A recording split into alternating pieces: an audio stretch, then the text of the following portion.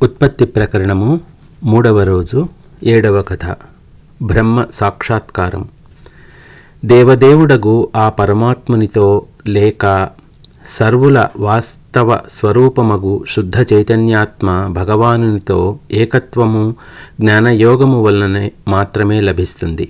అంతేగాని శరీర కష్టములతో కూడిన ఆయా కర్మలు నిర్వర్తించినంత మాత్రం చేత లభించేది కాదని సర్వులకు గుర్తు చేస్తున్నాను. ఏ కర్మానుష్ఠానమైనప్పటికీ అది మనస్సు యొక్క పవిత్రత అను లక్ష్యముతో చేయబడాలి. అప్పుడు దోషరహితమగు మనస్సులో జ్ఞానస్ఫురణ స్వయంగా ఉదయిస్తుంది. ఆపై ఆత్మదర్శనము యొక్క అనుభవం ప్రాప్తిస్తుంది. ఓ రామచంద్ర, మేము ఈ సంసార వ్యవహారమంతా తరచి పరిశీలించాం.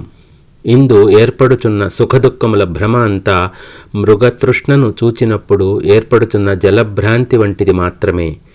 ఈ భ్రమను శాంతింపజేయగల ఉపాయం తత్వజ్ఞానం ఒక్కటేనని మేము గ్రహించిన తరువాతే ఆ విషయం ప్రపంచమంతటికీ చాటుచున్నాం.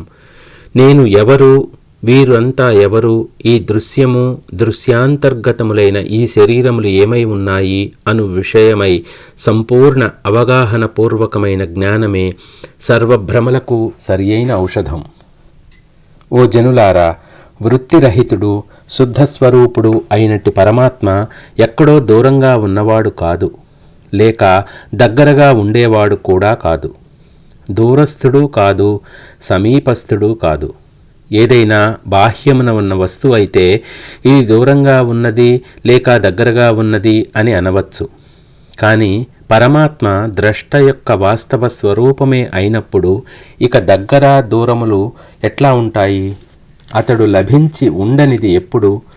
అతడు సులభుడు కాదు, దుర్లభుడు కూడా కాదు. స్వానంద ప్రకాశమగు ఆ బ్రహ్మము మీ మీ నిజ శరీరములందే సర్వదా లభించియే ఉన్నాడు. ప్రయత్నశీలురైనప్పుడు మీయందు అతని ఉనికి తప్పక గాంచగలరు. మీయందే దివ్యమై వెలుగుచున్న ఆ ఆత్మదేవుని వదిలిపెట్టి ఎక్కడికెక్కడికో ఎందుకు వెతుకుతారు చెప్పండి. తపస్సు, దానము, వ్రతములు మొదలైనవి మీ దృష్టిని శుద్ధపరచుటకు మాత్రమే ఉపకరిస్తాయి. వాటిలో ఏ ఒక్కటి స్వయముగా తత్వజ్ఞానమును చేకూర్చలేవు. అయితే వాటి సహాయం తీసుకోండి. మీరే స్వయముగా మీ మీ స్వస్వరూప ఔన్నత్యమును దర్శించుటకు సిద్ధులు కావాలి. విఘ్నులైన మహనీయులు స్వస్వరూపమును ఆశ్రయించి తమ యందు ఆ పరమాత్మ యొక్క అనుభవమును పొందుచున్నారు. నాయనలారా, మీరు దృశ్య సంసక్తత అనబడు మోహజాలంలో చిక్కుకొని ఉన్నారని గుర్తు చేస్తున్నాను. ఈ మోహం తొలగేదెట్లాగో కొంచెం యోచన చేయండి. ఇందుకు మాకు తోచుచున్న ఉపాయములు చెప్పుచున్నాం. సాధుజనులను సమీపించండి. వారు శ్రద్ధగా చెప్పేది వినండి. మనన నిధిధ్యాసనలను సంపాదించండి. ఆత్మతత్వమును విశదీకరించే శాస్త్రములు జ్ఞానుల ప్రసాదమే కదా. అవి కూడా మిమ్ములను ఉద్ధరించగలవు. క్రమంగా ప్రశాంతము సర్వశేష్యము అగు బ్రహ్మమే మీ స్వస్వరూపమై ఉన్నదని అనుభవపూర్వకంగా గ్రహించండి. సంస్కృత శ్లోకం.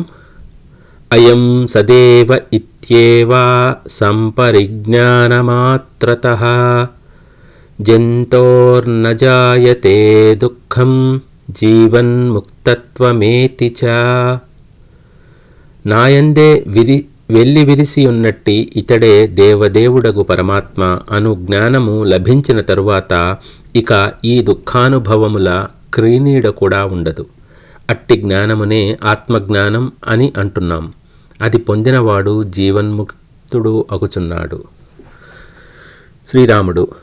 మహాత్మా, ఆత్మయోగం చేత స్వస్వరూపమే ఆ పరమాత్మగా గ్రహించుటచే ఈ జనన మరణ సంసారాది దోషములన్నీ తొలగిపోతాయని మీ మాటల వలన గ్రహిస్తున్నాను. అయితే మహర్షి, ఆ దేవదేవుని శీఘ్రంగా పొందాలంటే ఏ కఠోర నియమాలు ఆచరించాలో చెప్పండి. వశిష్ఠ మహర్షి. రఘురామ. సంస్కృత శ్లోకం. స్వపౌరుషయత్నేన వివేకిన వికాసినా సదేవో జ్ఞాయతే రామా న తపః స్నానకర్మభిః. తన యొక్క ప్రయత్నముల చేత పురుషకారము చేతనే వివేకము వికాసములను పొందినవాడే బ్రహ్మ సాక్షాత్కారం పొందుచున్నాడు. వివేకముతో కూడిన బుద్ధిని ఉపయోగించకుండా కేవలం స్నానము తపము మొదలైన కార్యక్రమాల చేత బ్రహ్మీ దృష్టి అలవడదు. కుటుంబ పోషణ మొదలైన లౌకిక వ్యవహారములు నిస్సంగత్వముతో ఆచరించు వారికి అవేమీ జ్ఞాన సముపార్జనకు అడ్డు కావని ప్రకటిస్తున్నాను. మేము ఈ భౌతిక వ్యవహారములందు నిమగ్నులమై ఉన్నాము. ఇప్పుడు ఈ జ్ఞానమును బ్రహ్మ సాక్షాత్కారమును పొందాలనుకుంటే లౌకిక వ్యవహారములు నిర్వహించలేమో అని తలచి ఆత్మజ్ఞాన సమాచారమును పరిశీలించని వారు మా దృష్టిలో మూర్ఖులు మాత్రమే. సంస్కృత శ్లోకం.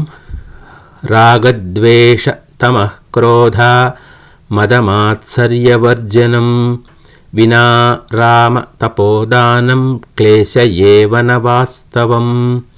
ఓ రామ, కామ క్రోధ లోభ మోహ మద మాత్సర్యాలను ఎంతవరకు త్యజించగలిగాం అనున్నదే ముఖ్యం. అవి బదలాలనే లక్ష్యము కలిగి ఉండకుండా తపోదానాదులను ఆశ్రయించటం కాయక్లేశకరములే అవుతాయి. కానీ ఉత్తమోత్తమైన ప్రయోజనం సిద్ధింపచేయలేవు. ఒకడు రాగద్వేషములకు లోబడి పరులను వంచించి సంపాదించిన దానిని దానం చేశాడనుకో, అసలు ఆ ధనము ఎవరిదో అతడే దాని ఫలమును పొందుచున్నాడు. రాగద్వేషములకు లోబడి చేయబడే వ్రతములు మొదలైన సత్కార్యములు దాంభికములు అని చెప్పబడుచున్నాయి. ఇట్టి కార్యముల వలన ఏమీ ప్రయోజనం? నేను నా మనస్సును శుద్ధి చేసుకొనుటకే ఈ వ్రత జప తపోదానాదులను ఆశ్రయిస్తున్నాను, మరెవరినీ ఉద్ధరించుటకు కాదు. అట్టి శుద్ధమైన మనస్సుచే నాతో సహా సర్వులయందు వెలుగుచున్న ఆత్మదేవుని దర్శనం చేసుకుంటాను అను అవగాహనతో తపస్సు దానము మొదలైనవి నిర్వర్తించబడాలి. కనుక ఓ జనులారా, మీరంతా ప్రయత్నశీలురు అవ్వండి. ఎంత కష్టపడైనా సరే సాధు పుంగవుల సామీప్యత సత్శాస్త్రముల బోధసారం సంపాదించండి. నిజంగా మీరు దుఃఖరహితులు కాగోరుచున్నారు కదా, ఆత్మదేవుని పొందగోరుచున్నారు కదా, అయితే ఈ రాగాది దోషములను వదలవలసిందే.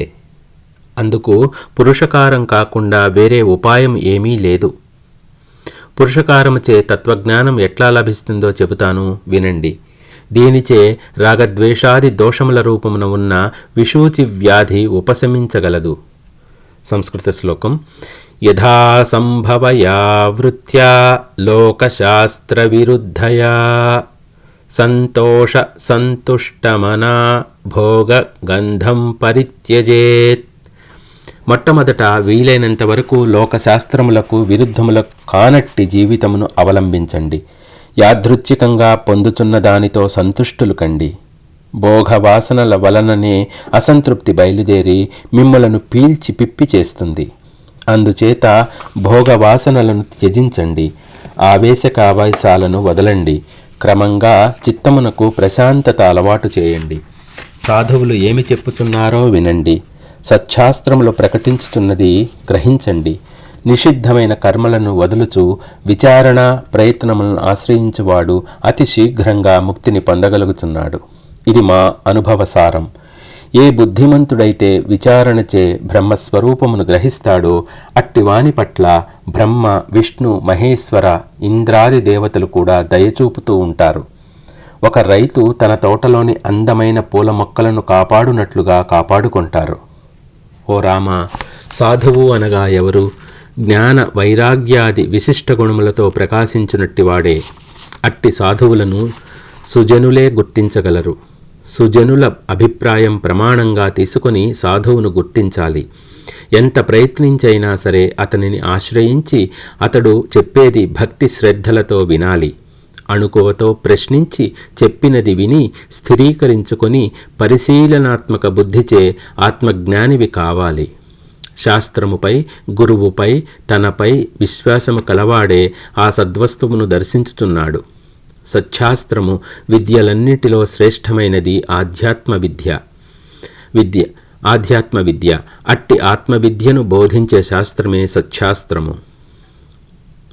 యోగము అభ్యసించిన వారి మనస్సులోని వృత్తులన్నీ తొలగుతాయి కదా. అదేవిధంగా సాధుసంగమము, సచ్ఛాస్త్ర పఠనముల వలన వైరాగ్యము, దృశ్యము పట్ల రాగము తొలగుట మొదలైనవి ప్రాప్తిస్తున్నాయి. తత్కారణంగా అవిద్య అనబడే సంసారము నశిస్తోంది. సర్వదా సర్వత్రా సర్వవిధాల దేవదేవుడగు పరమాత్మను సర్వకర్మలచే ఆరాధించటమే సర్వోత్కృష్టమైన ఉపాయం.